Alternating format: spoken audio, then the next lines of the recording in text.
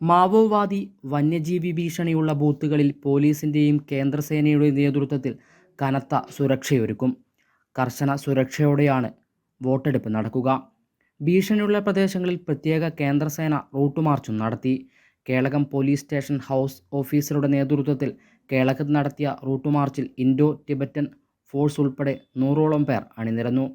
കേളകം, കൊട്ടിയൂർ, കണിച്ചാർ തുടങ്ങിയ പഞ്ചായത്തുകളിലെ വനാതിർത്തി പങ്കിടുന്നതും മാവോവാദി സാന്നിധ്യമുണ്ടായിട്ടുള്ളതുമായ 18ഓളം ബൂത്തുകളുടെ സുരക്ഷാ ചുമതല കേന്ദ്രസേനക്കാണ്. പേരാവൂർ, കേളകം പോലീസ് സ്റ്റേഷൻ പരിധിയിലെ വിവിധ ബൂത്തുകളിൽ സുരക്ഷാ ഉദ്യോഗസ്ഥർ വോട്ടർമാരുടെ ID പരിശോധിച്ച ശേഷമാണ് പോളിംഗ് ബൂത്തിലേക്ക് കടത്തിവിടുക.